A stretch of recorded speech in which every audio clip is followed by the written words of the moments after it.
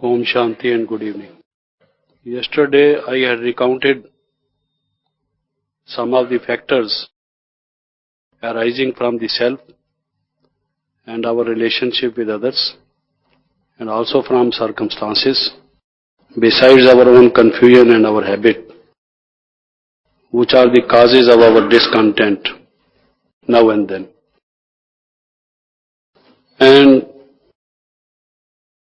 I had stopped at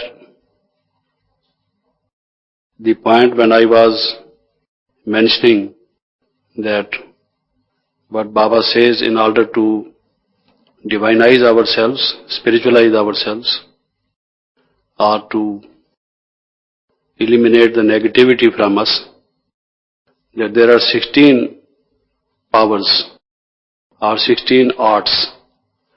Elsewhere we have mentioned 16 arts of life, but that's from different point of view. But I am mentioning it from another point of view. And I had mentioned just two of them, and at that point I stopped because the limitation of time that was given to me was the interruption. Now, just to take up the link, I would like first of all to mention those 2 points which I had mentioned yesterday, and then I take it from the third. Firstly, I had said that one of the things is to stop our action. And Baba says that we should stop negative thinking, stop our negative impulses, stop old sanskaras coming into play, stop all leakages, stop all wastages, and so on. And I also mentioned that in one of the Murlis, Baba said, Samapti hi sampurnata ki nishani hai. When we have stopped them completely, all what I have mentioned, that would be the sign of your perfection, your total fulfillment, your state of beatitude. So he has given this much importance to this art of stopping. The second one I had mentioned was to move, or to make others move, or to put to work, chalana or chalna in Hindi as we call it. And Baba generally refers it in the context of starting our journey, pilgrimage of remembrance, positive thinking, Swadarsan Chakra, churning, spiritual effort or service. And I had given the example of aeroplane, how when it starts, then moves at speed, then it takes off. It begins to fly. So that Baba says that to make efforts, rapid efforts, last so fast, and then begin to fly like angels. And make others fly. I had also said that this also means to let things go. Dheela chodna, as they say. To take it easy, to be light. For example, sometimes it so happens that someone has talked to us in very rough manner, impolite manner, discourteous manner. And this was in bad taste. We did not like it. Now, let it go. Let past be past. Forget it. Chalana, this is called to let it go, let go. So this also comes in that, when Baba says, let past be past, forget about it. Now, what happens generally is that where we have to start, we stop, and where we have to stop, we start. That is the cause of the trouble. Therefore we get discontent. Now supposing we face a situation, I had mentioned certain situations. Now negative thoughts come up in our mind. When that situation presents itself to our mind, negative thoughts enter because the door is opened. And when the negative thoughts begin to come, then instead of starting the Swadarsan Chakra or positive thinking or starting churning of Baba's knowledge and so on, I begin to start negative thoughts, which I should actually stop. So you will find that where I should stop the negative thinking from entering further into my place, I let them Where I should stop, I let them. And where I should let them, I stop. So instead of the good things coming to me, for example, you would find that if the teacher of our class says that if someone has not been good enough to us, we should tolerate. Now instead of agreeing by it, because these are Baba's teachings, we say, once I tolerated, second time I tolerated, thrice I tolerated, but now I cannot tolerate anymore. So that means I am stopping toleration and starting negative thinking. So naturally, when this happens, I will have disturbance of mind, I will be restless, and then I will be discontented and dissatisfied with my own self. So, there should actually have been stoppage of leakage, stoppage of wastage, stoppage of negative thoughts, but on the other hand, I should have started on my pilgrimage of remembrance, remembered Shiv Baba, or thought of the present Sangam Yuga that I am a yogi and I have to become an angel. I don't welcome these negative thoughts. I should have stopped them, but I start them. They take more speed than my positive thoughts take speed. So therefore I say it is a power or it is an art which you should apply on proper timings. So these two I had just mentioned. Now I take the third one. The third one is to control. The first one was to stop, the second one to start. But now is to control. Not to make it so fast, to lower the speed. Or if the speed is lower, to make it more. Controlling means either gearing up, either you increase the speed or you lower the speed. So keeping some kind of a balance. So this one is controlling. For example, Baba says, speak less. He does not say stop speaking altogether. On certain days, for your self-improvement, you may do it. But if you totally stop speaking, then you are not using a particular instrument for the service. Instead of speaking knowledge to someone, Baba said in your talk you should be knowledgeful. In your relationships you should be loveful. Instead of talking knowledge to others, when I did not have knowledge, I was doing too much talking. And when I got the knowledge, I become totally silent. This is wrong, So now is the time to speak knowledge to others, to give Baba's message, to spread it worldwide, to glorify Baba. So instead of doing that when I was abusing others, talking nonsense, I was busy about nothing and talking, all rubbish. At that time I was talking too much. And now if I totally stop, it's not the sign of wisdom. It's not yogi way of life. So Baba says, speak less. So how can you do this? Unless you control what to speak, what not to speak, when not to speak. Sometimes silence is golden, speech is silver. And sometimes speech may also be golden and silence may be silver. Where you are required to speak, you must speak. I think when Christ was required to speak, when he was called to explain what he is saying about the kingdom of heaven, what kind of kingdom he is talking about, at that time he did not speak. He was totally silent.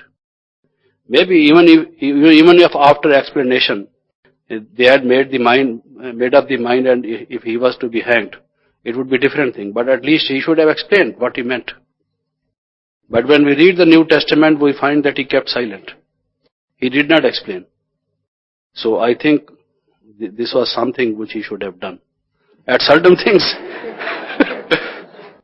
But now we have to use the power of let go because that time is over. So when we say that we should speak less, this is a power of control, of this particular organ. Similarly of others.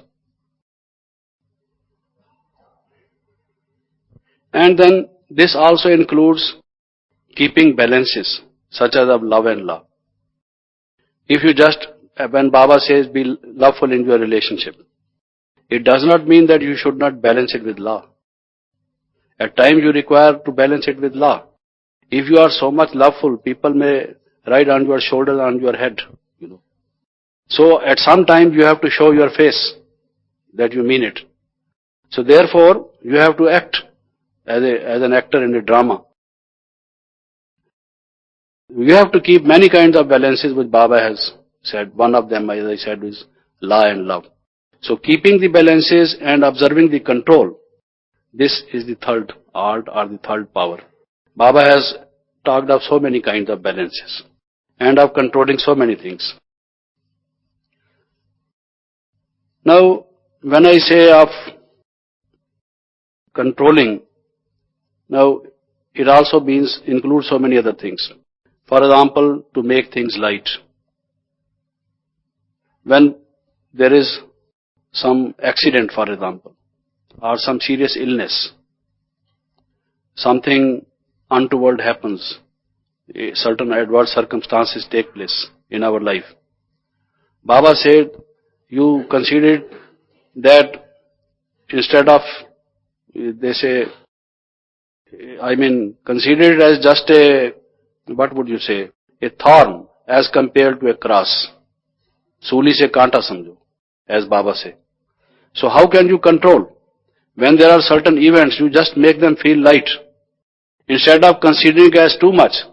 You know, there are some people when there is little bit of pain, they begin to cry. But others control it. And they don't show it on their face. They don't cry. So this they can do only when they have control over themselves and they make light of the whole situation. That I may have perhaps got worse punishment because of my past actions, but because of Baba's help, I have just got only a fraction of it, only a small part of it. So this makes you feel light. This is a kind of controlling. The accident is the enormity of the accident is the same, two persons. But one is making it small, the other is making it a mountain of a molehill, as they say. So, you have to control and make things appear light. This is also a kind of controlling. Then another factor which Baba tells us how to control, how to make things lighted. I have done it innumerable number of times, Baba says. When there is a difficult situation, you are facing it. If you think, oh, I am crushed under the weight of this difficult situation, then you feel all the more heavy. If on the other hand you think that this has repeated a number of times, it is nothing new, as Baba says. I have been able to cross it innumerable number of times with Baba's help. So that kind of attitude will make that event, that grave situation appear very light. Then when Baba says that you should think Baba is with me, whenever there is any problem, you are faced with odds, difficult situations. If you think Baba is with me, the situation is no doubt grave, it is very serious. But if you just think it's serious, you become nervous. Then you have fear, you feel scared. You can't face the situation. You lose your energy. And the mind also does not have clarity. You can't face it with all your strength and all your stamina. So when you think that Baba is with me or I am under the umbrella of protection of Baba, then that very situation appears to be very light. So this is also controlling or balancing. Then one of the things under controlling I said was to make things appear light. The other is on the reverse of it, to make it appear heavy, serious and very weighty instead of light. Take for example Baba's Murli. When you listen to any sentence, any statement in Baba's Murli, if you make light of them, then you can't realize its depth. If on the other hand you think that every statement of Baba is like a precious jewel, it has much more in it. If you give more weight to what Baba has said, then you get something out of it. You get more power, you get that treasure of Baba's knowledge. So, controlling or balancing. Now, this is also included in that. That, for example, is Sangam Yug. Some people say, if it is Sangam Yug, so what? Whatever happens to the whole of the world will happen to me also. When we explain it to people that destruction is quite at hand and that they should take to yogi way of life, they will say, oh, whatever happens to the whole world will also be a part of it. On the other hand, there are few. As Baba was saying, out of millions only, the rosary is only of a few, of 108 only. So what is the reason?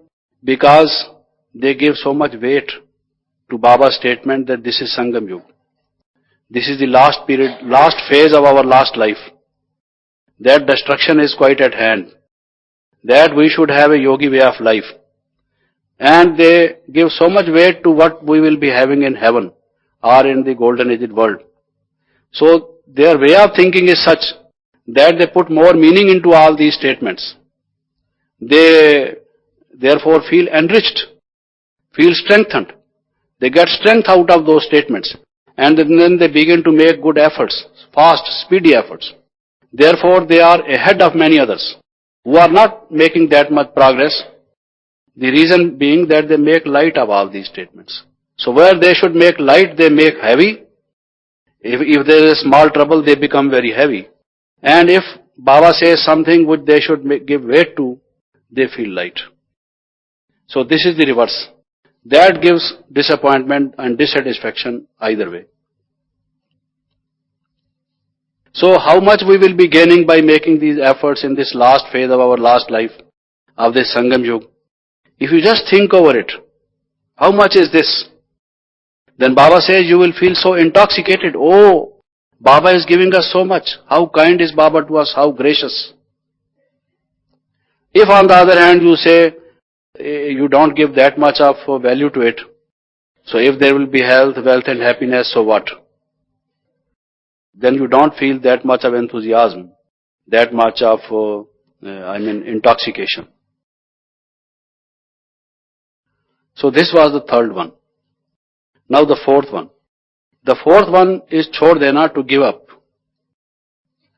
To give up or to renounce. This is also very essential for making rapid progress. What we should renounce? You know, in the Copper Age, people have been renouncing their hearth and home and their family life and going to jungles. What they should have renounced, they didn't. And what there was no need of renouncing, they renounced. So they did the wrong thing.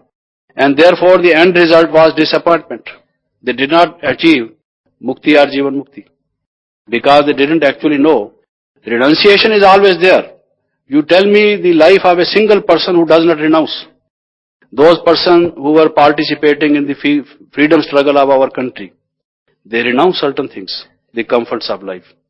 A scientist doing research in his laboratory, he renounces for some time the family life and is busy with his experiments. So for doing anything great or even anything ordinary, you give up something and take to another. You renounce something in order to attain another. It is a question of give and take. Giving is a part of life. But the question is what you have to give up. That you must understand. And you must give it up at the right moment. Everyone has to give up the body. But if before giving up the body, I don't give it up mentally, which is what detachment means. If I don't detach myself from the body and become dead in this, from my past life, Marjiva as we call it, and that I have taken a new life, and I am dead from my old. If I don't die that way, then everyone has to die one day. So I have to give it up, the attachment with the body, before actually I am finally to give up the body. So this sense has to be there, giving up, renouncing. Now many things, many statements of Baba's Murli you will find, they come under this head. For example, Baba says, Kalyugi Maryada, the iron-aged Maryada. I say I am working as a manager in a factory. If I don't take food, cooked from outside, I just take only the one which I myself prepare. What will people say? They will criticize me. Now, if I do not do the rituals which people in the bhakti cult do, then they would say I am not a bhakta, I am not a religious man, they would laugh at me. So, this kind of the worldly tradition which I have been following others like dumb-driven cattle, I have been doing. Now, give up that Kalyugi Maryada, Baba says, these iron-aged kind of things which make you not obey Baba, obey Shrimat, but you obey other people, the human beings. So, you have to give up that kind of shyness or hesitation which makes you do certain wrong things, rather than give up what Baba asks you to do. You give up Baba's orders and you obey the orders of others, which are very contradictory to it. So naturally the result will be frustration. So this giving up or renunciation. Under this comes that iron-edged maryada, our attachments, our craftiness, our vices, or the old sanskaras, and so on. Body consciousness, all these. Many of the teachings of Baba, when you read the Murlis, come under this. If we are not doing it, naturally we are not satisfied with our progress, and the dissatisfaction is bound to be there. No one can help. Then when I say give up also means it has also a different meaning. Sometimes it so happens you go on doing an effort endlessly. You put all your energy, you spend lot of time, but nothing happens. Sometimes Baba says, give it up. Why you waste your time? You just go on giving knowledge to somebody who is not listening to you. Baba says even a scorpion knows where to put his sting, The scorpion also has that kind of sense. Where there is soft, only that place he stings, But you as a human being do not know, you are going on doing work on somebody who is not paying any attention, who does not understand the value of these jewels. You are throwing pearls before a swan, these jewels before a monkey. So, Matha marna chhod do, Baba says, give up this wrong effort. Otherwise you are wasting time. If you don't do this, then you will face disappointment. Oh, I spend hours and hours with this man, days together, months I spent with this man, but he is like a stone, a heavy stone, he does not move at all. So this was bound to happen because you did not know the person. Baba says you must be knowledgeful, you are not knowledgeful. On the other hand, you are throwing away knowledge rather than being knowledgeful in that sense. Knowledgeful also means that you must recognize the worth of a person, the ability of a person. Whether that person has they say you can take a horse to water but you cannot make it drink. If that horse has no thirst, how can you make it drink knowledge? So give it up. And this also means that you should loosen the grip. Give it up on certain things. And then certain other desires, for example. In many Murlis, Baba said you must give up all these desires for name and fame. And for all these worldly desires, have only this desire to become complete, perfect. Then the fifth one is to acquire, to inculcate, dharan karna, as they say. Now, when we attain knowledge, if we listen to Murli, but don't acquire knowledge from it, don't imbibe the quality in us, we are just listening only. Listening is a good action, but listening, you see, unless and until it accompanies the acquisition of knowledge, and that you imbibe the qualities in you, then only it gives you satisfaction. Otherwise, there are people who come to class daily, almost daily. They listen to Baba's Murli. Baba says they are Neminath. Neminath means they are just regular bhaktas only, not acquiring those good qualities in themselves. So, we have to pay our attention to acquiring things, inculcating in us, imbibing those virtues. If we don't absorb them, somebody takes the food, but his system does not absorb the nutritious part of it, doesn't get any energy, spends so much on nutritious things. People ask him to take such and such articles of food. He spends a lot on them, but he is not benefiting. Naturally, the result will be disappointment. So what you have to do is have that power of absorption, acquisition, inculcation of knowledge, of virtues. Then the sixth one is to feel shy, to have hesitation. That is not to do certain acts, to refrain from certain acts. I am not asking to stop them, but there are certain kinds of things, very often we remember Baba would touch his chin. He would say, children, beloved children, would you not mind doing things which are proper for royal children and refrain from doing such things which defame your Baba? My beard, he would say. He had no beard. He was clean shaved, but he would generally put his hand over here and say, would you not just think of respect, Baba's respect? The beard sometimes is considered as a sign of respect. So Baba would generally say that unless and until we have a sense of shame, we are Brahmins, we are yogis. If we just begin to abuse someone or use certain words which are not yogi-like, or indulge in certain activities, people would say these are in white saris and white dress with the badge here. They are BKs. If we don't have sense of shame, then certain things which our old sanskaras compel us to do, we cannot refrain from. So, shyness, hesitation, at times is a negative thing, is not a virtue. But at other times, it is a virtue. When we are required to have that sense of shame, and not to do certain things, not to indulge into certain things, because we are yogis different from others, then we are lacking something. Then again there will be disappointment.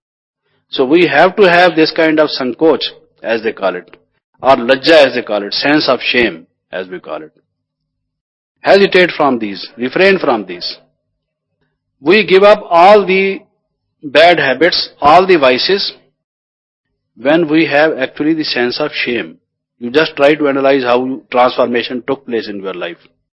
When you came in touch with this institution and you saw that other people are giving up these bad things, you like this society, like this, the company of these people.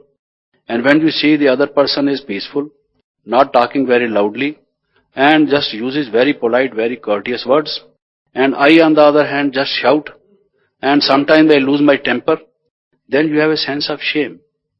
And then you transform yourselves. Next time I am not going to do that.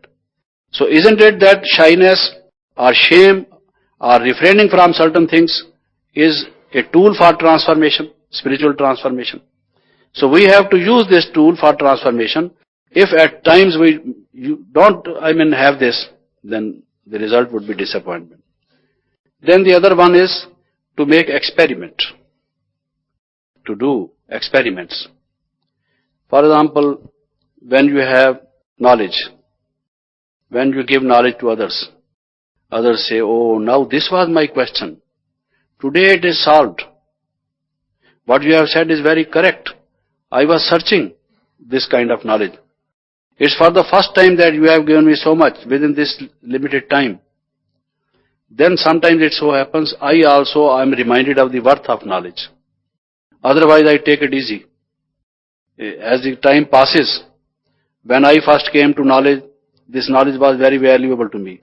But now, by habit, I perhaps lost that sense of value. When others say, oh, it has tremendously changed my life, this brother, this sister gave me that knowledge. It totally gave me a new concept of the reality, of the truth. And that brought a total transformation in me. I was a short-tempered man, but this person told me that how can I just transform myself? And now I can assure you I have control over my anger. So when that person says that, then I understand that what Baba says, how much value it has from the point of view of transformation. So this is an experiment of knowledge. Similarly, experiment of peace. When I am peaceful, and this is what Baba said, that in this yogi life, in this tapasya year, you have not only to be yogi, but also you have to make prayog, to make experiments. Others should feel that you are peaceful. Others should feel that you are blissful. Others should feel that you are loveful. So that kind of experimentation on others would give you more happiness. It would be a kind of reassurance to you that you are on the proper track, that you are really making progress, that you have attained something worthy. So this will again give you further enthusiasm to take more speed. This is essential in life. Otherwise, slackness, indolence, laziness overtakes us. We take it as a routine. But when we know that this is something very powerful, very magical, very miraculous, so wonderful, people saying this, that this institution is doing so good work, so on, don't we feel happy at that time that we are in this institution? This man is new to the institution, he is praising this institution, where we already are for so many years. This happiness, Baba says, is the food for the soul. The soul feels strengthened. This also is a means of satisfaction.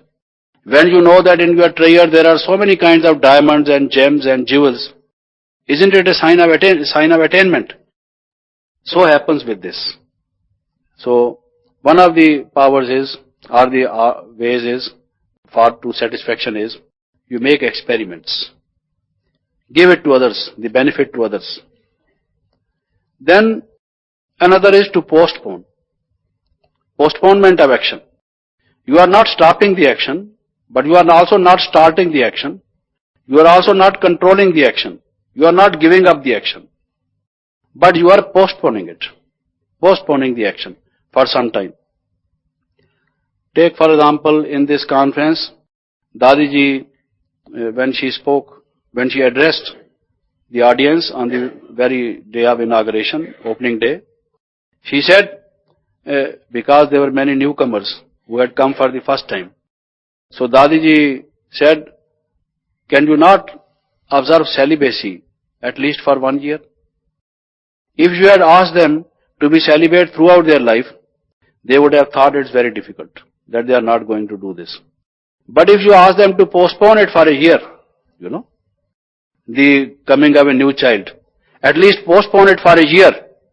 So they will say, all right, Dadiji, the head of this spiritual institution, for our own betterment, is giving us a good advice, and at least for a year we should be able to do it. Why not? Let's try. So this postponement, Baba says, you do so many things. You like to eat so many things. You fond of so many other things. But Baba says, in golden age you will have enough of them. More than enough. So in this life you have to be having very simple life. Not very gaudy life, not luxurious life, not too much of comforts in your life. You have to use your money for the service and so on. So can't you postpone it because it is only 2000 AD. How much is the time? Can't we postpone all these just for a few years, for a decade, for 10 years or so? And then we will have so much of it. So when you want to give up something, the comforts of life, the luxuries of life, and to take to simple life, if you think that you are not giving it up forever, but just postponing it for some time, then you feel it easy. The transformation comes easy. And the satisfaction therefore results from that. So this kind of postponement. But there are other things which you must not postpone. You must properly use this postponing. You always postpone. There are certain things included in your schedule. You are not able to keep your schedule. Certain things you are able to fulfill. Some appointment, some work you are able to do according to your time schedule. Others are left. You postpone them. We always use this postponement. But there are certain things which cannot be postponed. This is yogi life. This is Sangam Yoga. If you say that I will become celibate after say 10 years, if you postpone it that way, then you can't attain anything at all. Baba says you will have to shed tears of blood. So this kind of postponement, they say procrastination or postponement is the thief of time. So we will be losing time if we are postponing things that way. And there is a saying in Hindi, Kal naam kaal ka hai. If you say I will do it tomorrow, who knows whether you will be living tomorrow or not. Tomorrow you may be dead. So they say death keeps no calendar. You can't say that date tomorrow in the calendar is that you will be alive. Where is the assurance? So don't postpone these things. That I will start my tapasya work from tomorrow or from 1st of April. 1st of April, fools will only start tapasya year. Because on 1st of April, they are fools. Let me start it from today, not from tomorrow. So don't postpone good things in life. Do them immediately. Shigram tu shubham. Whatever is good, you must start immediately. Don't postpone them. So to do things immediately, not to give time gaps to postpone. Because otherwise, there are so many murlis of Baba on albelapan, laziness, carelessness. Postponement is a sign of carelessness. It's a sign of laziness. It's a sign of indifference. It's a sign of not paying attention or importance to important things in life. That is what postponement is. Under this word postponement, so much is hidden, which is negative. So don't think it is just a small thing. I told you tomorrow I am going to take it up in right earnest, with full speed. So if today I sleep over it, then how does it matter? Because tomorrow I will make double the speed. It does matter. Because in the first instance, tomorrow may be certain adverse circumstances. You do not know. Secondly, if you are going to start with double the speed from tomorrow, and if you do something today, and then also start it with double the speed tomorrow, this today's work will be addition. So this will repeat. It will be recurring times you will be getting. Because this world drama repeats. So this today, this instant, this moment has its own value. You don't understand the value of time if you postpone things. Pardon? No, that is different. She is saying that someone may be feeling tired. Though Baba says that meditation also removes our fatigue. Fatigue also sometimes is due to mental reasons. Sometimes, of course, due to physical reasons. If I am feeling sleepy because I worked hard, of course, let me take rest. I am not saying that. Because if you become sleepless, then you have to take pills. And then you may say, Jagdish Bhai gave us a class. He asked us not to postpone. So there was a breakdown in my health because I was tired and I did not care for that. Please care for that. But then, if you just meditate and feel light, I think less amount of sleep would be enough. That would do. Thank you. Then, Baba therefore has been giving us this slogan, Ab nahi to kabhi nahi, now or never. He has put so much emphasis on this. Whenever we would write a message for the people, Baba would say, but where have you put this? Now or never. We would mention, Shiv Baba says, my beloved children, you can get from me the complete inheritance of purity, peace and prosperity. Okay. Baba will say, alright. But then you have not added at the end, now or never. I don't give my inheritance all through the Kalpa. I give it only in Sangam Yuga. And if they don't come now, they cannot come. So add this sense of urgency of the time. Use these 3-4 words, now or never. So in this effort, when we make spiritual efforts, we will always remember now or never. Then another is samalena, to merge in ourselves, to accommodate in ourselves. Take for example, someone praises us, showers praise on us from the stage. Jagdish Bhai does this, Jagdish Bhai did that, so on and so forth. He has this good quality, that good quality and so on. Now, it may be genuine, it may just be a kind of a flattery. Maybe perhaps it is more flattery because I am not having those qualities. It may not be genuine. But even if it were genuine, I should not feel intoxicated. Because otherwise if someone does not do this, or if I do something good next time and somebody does not praise me for that, I feel disappointment, dissatisfaction. So you require an art of, what would you say? Samalena. How would you translate? You see. Pardon? Merge it in your mind. It should not go into your head very much, so that you get puffed up. Not that sort of feeling. But you have that equanimity.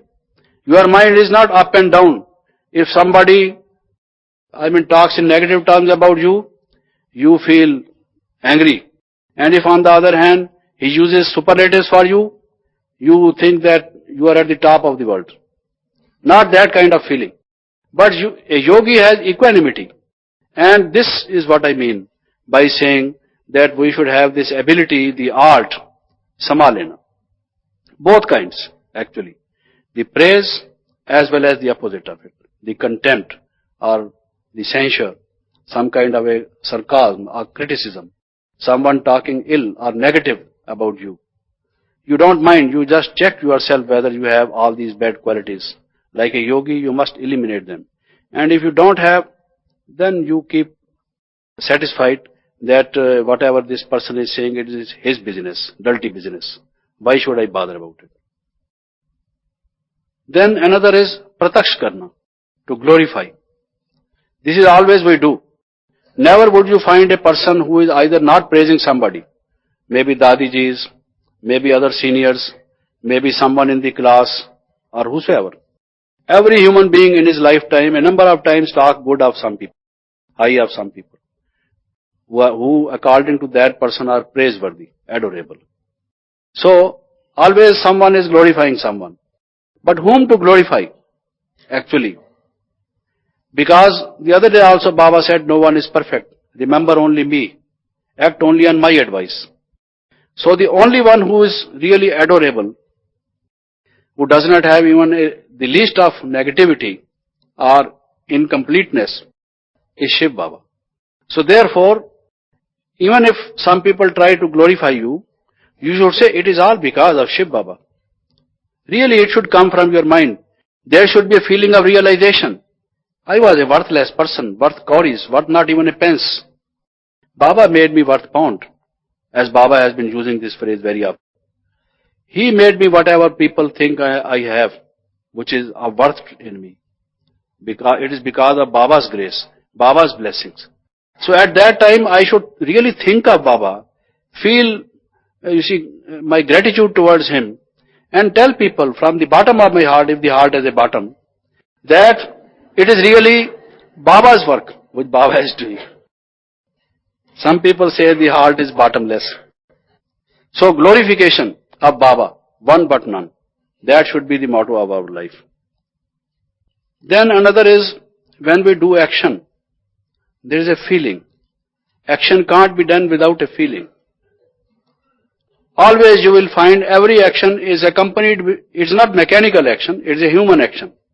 And there is no human being who does not have any emotions, any feelings. Our action is never divorced from our feelings. It always is accompanied with some feelings, positive or negative, good or bad. Feelings of elation or feeling of disappointment. Some kind of feeling is always there. So sometimes it so happens that you feel that you are being compelled to do it. You are doing it per force. Somebody is putting pressure on you. You are under someone's pressure. So therefore you don't have your own pleasure, but pressure. So that thing becomes not a means of pleasure, but a means of pressure. So when you do something, suppose the teacher in the class says, dear brother, can you do this Baba service? Now if I say no, she may not like it. But I feel that I don't want to do it. Maybe that I am not in a mood to do it, or whatever be the other reasons. I do it out of compulsion, with that kind of feeling. So that work does not have that much of value.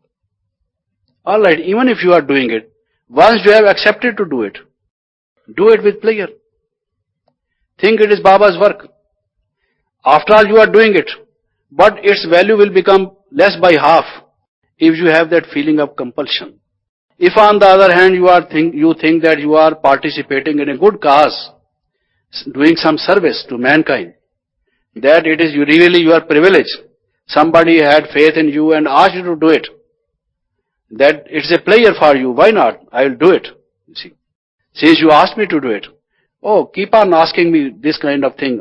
This life is for service. So when you do it with that feeling, then you will have satisfaction. If on the other hand you do it but under compulsion, under pressure, then you lose that pleasure. And also the reward for that action, you lose that much of it. But sometimes you have to think that there is compulsion. Sometimes a person goes to attend another marriage party. Baba says you have to go it because you live in a family. Your brother is getting married. If you don't go, they say that Brahma Kumari is giving wrong teachings. So you, per force, under compulsion of circumstances, because of your physical relationship, according to drama, willy-nilly, you have to go. You attend. So don't do it with pleasure. At that time, don't have a sense of pleasure. At that time, think that you are under compulsion to do it. If on that occasion you think, it's a pleasure because I get so many sweets to eat, and it's a happy gala occasion. You see, wear good dress, this necktie and this and that, and people think that here come a gentleman, they welcome you and all that. So at that time you Even if you just smile and all that, you act in the drama, but in your mind you feel, what have I to do? Remember Baba all the more and think, Baba, it is only because of your service, your teachings, but under compulsion I am here. And then the opposite of it is to do with pleasure. Previously I was saying with under compulsion, not to do under compulsion and to do under compulsion. Now I am taking the next one, to do with pleasure. Whenever is the yajna service, for example, as I mentioned earlier, and whatever else, spiritual efforts, for example, what we are doing, this yogi way of life, the kind of dress, the kind of food, so many things. You might have had different kind of, habits earlier, which you are now changing. Don't feel that you are under compulsion you are doing it. Not only yajna service, but all these, what you are doing now. Have a sense of happiness. And Baba says, nothing like happiness. No food, no diet like happiness. Happiness is the greatest diet. So whatever you do, have that enthusiasm, have that happiness. Then the other is to do with concentration. Whatever you do it heart and soul. Put your all into it. Don't do it in a haphazard way or half-hearted manner. Leave half things undone. Do only half of the things. Give up things unfinished. Or in a very shabby manner. Excellence, perfection should be your goal. Whatever you do it nicely. And put the whole of yourself in it. All your energy, all your attention. And most of all, your concentration. Because if your mind is not put into it, then you are not making full efforts. Not only you have to be knowledgeful, peaceful, blissful, but attentionful. Pay your full attention. It should be concentration. So ekagrata, concentration is something very important. Whatever you do at that time, your mind should not wander away, it should not be scattered. It should be focused on what you are doing. It is the yogi way of life. So then you get the full result of it. And the result would be satisfaction. If you are not putting the whole attention into it, the result would be only half or less than half. And how can you have full satisfaction?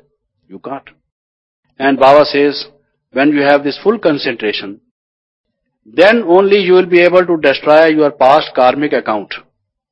This will be such a blaze, such a kind of a deep burning fire, which will end all your past karmic account, your vices, whatever is left of them. So this is very important in yogi way of life. Then the other is intention. Always you will find that whatever you do, you have a motive, you have an intention. Somebody may not have actually murdered, but he may have had the intention to murder. The court takes notice of this and gives punishment to the person. You are not successful in actually murdering this person, but you got this weapon, you made the whole plot, and you were involved in the whole scheme. You paid money to the murderers. You were a part of the whole thing, You had the intention to murder, but maybe there was some adverse circumstances. You had to cancel your plot, and you could not put it to completion. But if the intention is there, you have to be given some punishment. Similarly, even if you are not able to do something, but you have goodwill, good wishes, good intentions. Say, for example, you give some money for a good cause, for Baba's work. What is the intention? Is the intention that the teacher should say that this person is a very cooperative soul? You want to be adored in the presence of all?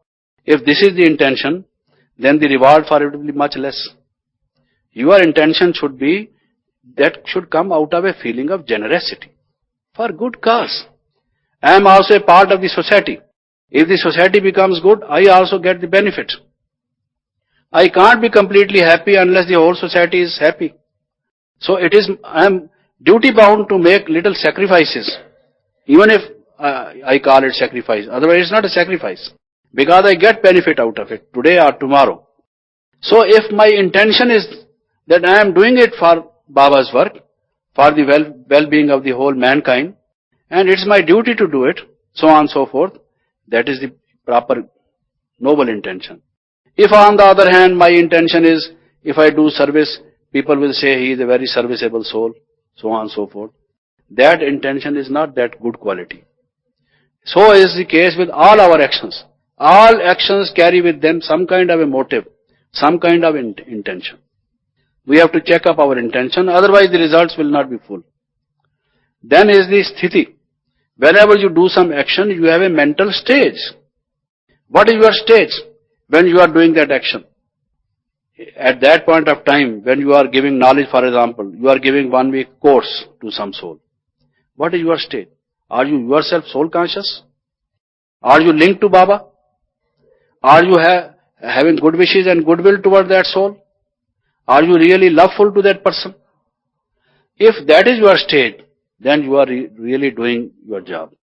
If on the other hand your stage is empty, you are neither linked to Baba, nor you are having soul conscious stage, nor you have goodwill toward that being, you are just doing it because it is your routine duty as in charge of the class, or as someone given the charge of attending people who come as visitors for attaining knowledge. If you are just doing it because you have to do it, then your stage is not that of a yogi or of a spiritualized person, then the satisfaction will not be the result of it.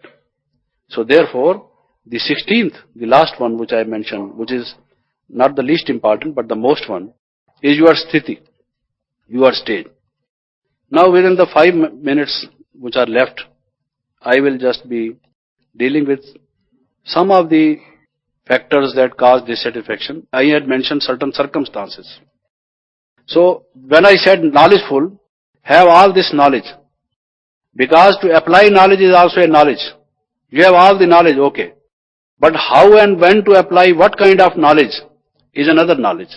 This is what I have given you in these 16 points, which means the practical application of knowledge.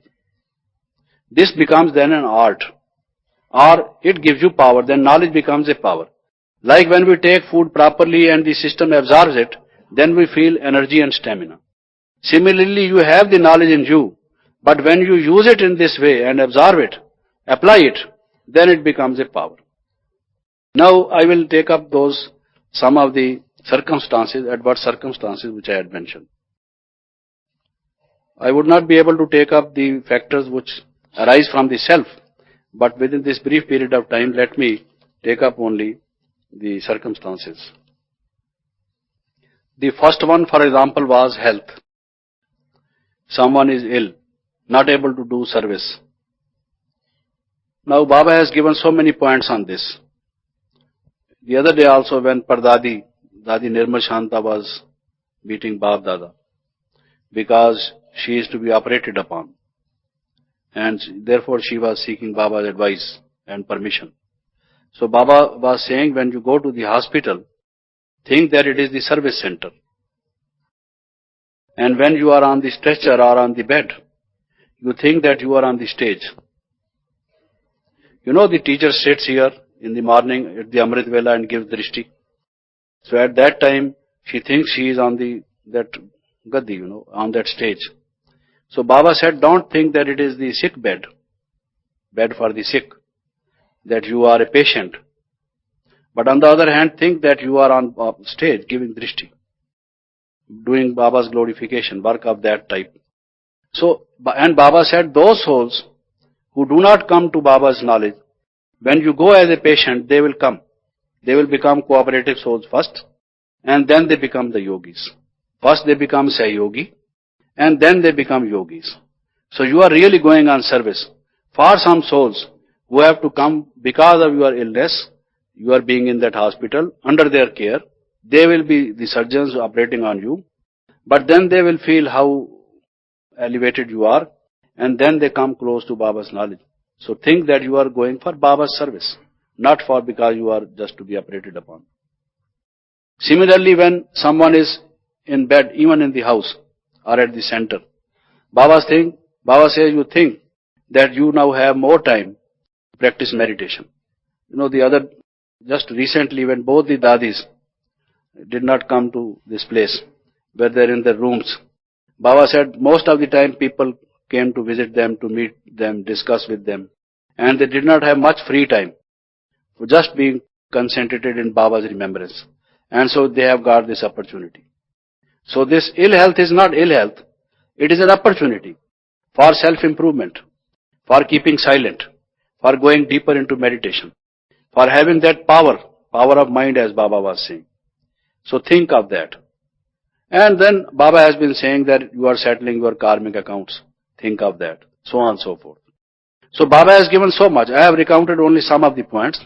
If you think of those points, then you will not feel disappointed or dissatisfied that you are not able to do much because you don't have good health. The second is of age, for example. I said someone has infirmity or is of old age. Thinks that if he were young, he would be able to do service like Brother Ram Prakash, like other young people, but that he is an old person and can't do much. But Baba says old is gold. Shiv Baba also came into the body of an old person. Old person is an experienced person. And when an old person speaks from the experience, say it is by maturity I am speaking. I am not a child. I have seen the whole world. And I am saying only after that. So when you say certain things, they will have credibility. So now why do you feel that you are old? So it has its own merits. One may be very small child, but innocence and that child age, we all say we are Baba's children. That in itself has its own merits. So we have to think in that term, then these are not the problems which should give us some kind of a disappointment. On the other hand, we become all the more happy. The other was the monetary status, that I don't have much money. I am not a multimillionaire. So I can't build up this. I want to build up a big center or do other kinds of service. But what can I do? I have so many thoughts, so many desires, good desires for Baba's service. But I don't have money. Baba says, I am Gharib Niwas. I love the poor. Even in the Bible it is mentioned, blessed are the poor. So if I am a poor person, my mind is not attached to so many worldly things. I am not money minded. I am not always counting money. I have this much in notes and what more I am going to get. On the other hand, my mind is like a clean slate. I can just link it to Baba. And then Baba says, even if you give, a small money, that is equal to much higher in terms of money given by a rich man. Because if a multimillionaire gives millions of rupees, and if a poor person who has only, say, a few thousand in his bank, if he gives 1,000 out of it, it's equal. Because of sacrifice, because of intention, and all that. Similarly, the family members. Baba says these are the tests. They are putting you under test. If they were not criticizing you, if they were cooperating with you, then you would not be so much watchful of your own self. You would not be checking yourself. So if they do this, then you should on the other hand be more watchful. Think of your own state. Check your state. Similarly other things. Om Shanti. Thank you so much.